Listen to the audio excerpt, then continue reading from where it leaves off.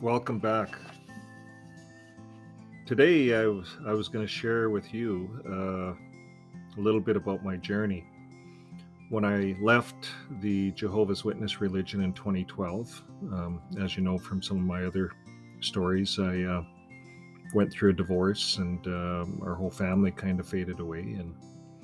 And so, anyways, I kind of started over. I had to sell everything. I had to sell my business and everything. And the people that bought my business, no one wanted the work in the Northwest Territories. And I had developed a little bit of work up there, mainly to enough to do the preaching work, because every year I'd go back up there to do the preaching work. And that's how I did my pioneering. And it was way up in northern Canada, up in a little district called the Satu. And within this district is the seventh largest freshwater lake on Earth. It's called the Great Bear Lake. You can look it up on the internet. And there's a little town there called Delaney. So I write a little bit about that in all of these stories. And I thought it was a fascinating town. In fact, it was the town that I kind of is the reason I left the religion, because of that town.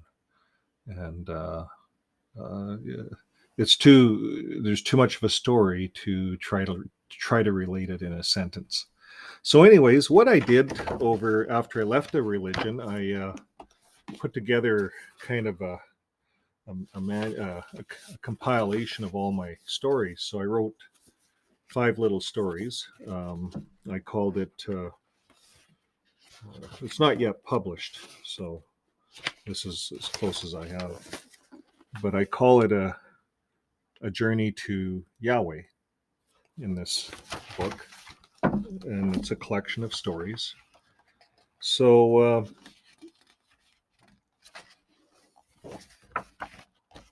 I'll just read you the preface here. It says, a spiritual journey to love. So if you can imagine, when you leave the Jehovah's Witness religion, you leave everything. In my case, my family, everything. So you're searching for love. So that's kind of what I was searching for, a spiritual journey. So join White Wolf on a journey to the land of snow and ice in search of a back door to the mainframe of Mother Earth. So I was up in a little place called Johaven, spelt with a G and then a Joa, Haven. It was the name of a Spanish ship that was stuck in the ice. And there's a northern passage on northern Canada. And they were trying to find this northern passage, and they got stuck in the ice. And they lived with the Inuit people, and the town became known as Johaven. It's half Spanish blood in that town to this day. So when I went up, it was called unassigned territory, and there's 3 little towns up in that area.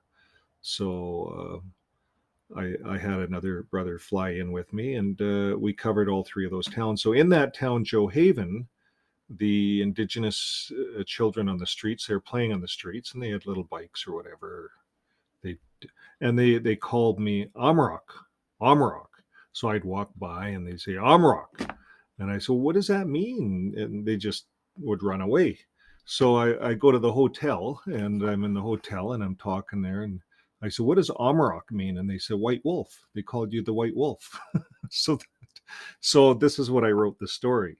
So here it is. Join White Wolf on a journey to the land of snow and ice in search of the back door to the mainframe of Mother Earth. So you can imagine this town's called Johaven, Jehovah's Haven. You can imagine how my mind was working at the time I wrote the story. Anyways, upon arrival, he learns the frequencies of love are the program language for the planet Earth. But a virus of hate and anger has been in the mainframe of mankind since the beginning of time, causing chaos and anarchy. In his search for the man with the tetragrammaton, God's name, on his forethoughts, he finds the lost language that will save the planet from its third and final reset. So 5 short stories from the cosmos is the first one. The second one is a journey to love. The third one is finding purpose. The fourth is to the Satu. And the 5th story is the lost language.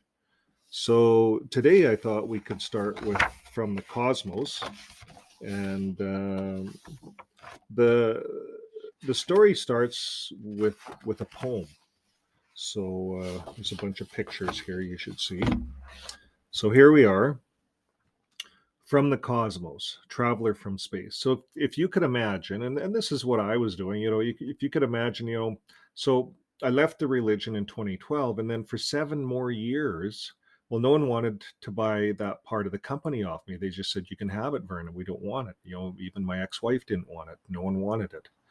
So they kept phoning me every year, and for 7 more years, I kept going up and doing this work, this fire alarm work. It's in Canada, we have to do yearly fire alarm inspections on any commercial building. So, I gained certification through that throughout the years, and that's what got me up there. Paid the trip each year.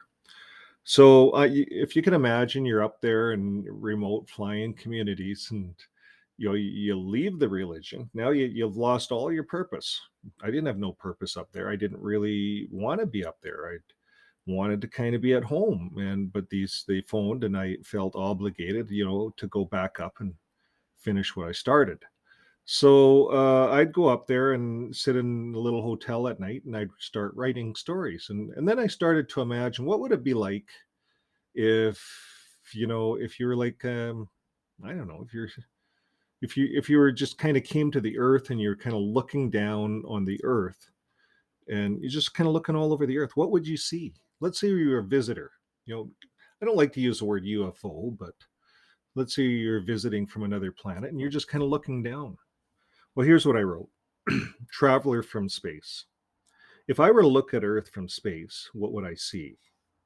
If I were to close my eyes and feel, what would I feel? Would I like what I see on earth?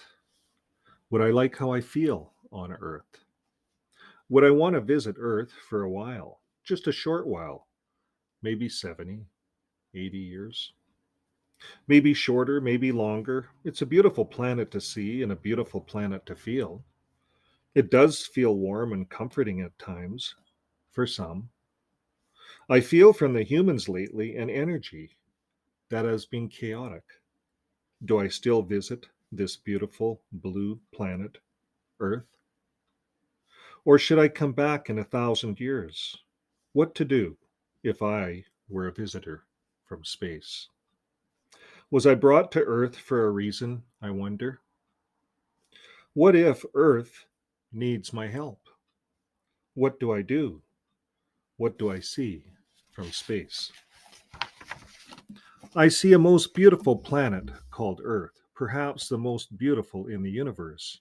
It will only be for a short time, maybe 70 or 80 years. What should I do?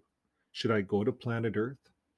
Yes, I finally say, I will stay for a short while and help the most beautiful planet Earth. What do I do next? The answers are from where I came, but will I remember the star power, I ask, when on planet Earth? But will I see beyond the stars, I ask, when on planet Earth? Where will I be sent, I ask, when I go to planet Earth? It is the last of the 3 sevens, I say, the ice, the cold I taste. It's northern Canada, the last lucky place. How will I really know when the time is perfectly right to activate my star power and to make it really bright? I feel the time is close. It is now, I ask. Patience is a virtue, she says. Your time is very soon. You will see a sign on earth, in the sky, and the moon. The land of snow and ice, in a little town called Delaney, 2 white wolves will cross your path, and you will feel a burst of energy. 2 ravens from Noah's Ark will cross the snapping northern lights. The green aurora across the lake will swallow up their holy flights. We will stand together and raise our hands in unity with the same purpose and soul to help our next generation and our children with visions and goals. We will conquer the negative thoughts within by our gratitude toward life, our gratitude toward the earth, our gratitude for being in this world. The results of a few gratitudes are outstanding. Good thoughts to our mind, love from our hands, kind words from our mouths. This helps to create a new earthly society for our children, for our next generation, and for us today. This world within holds you and I, and it is in the seventh land that I live. By us setting the example, the last of the seven lands I live, the last of the seven seas we sailed, the last of the seven lakes we fish, I live in Canada. Her energy, I feel and love, in bringing nations together is what Canada really is. Now, if I were traveling from space, what really would I see? I would see the most beautiful planet of all, and it is now a part of me. So that's kind of the start for the poem. And so for the next portion here, we'll start on chapter 1, The Journey to Life.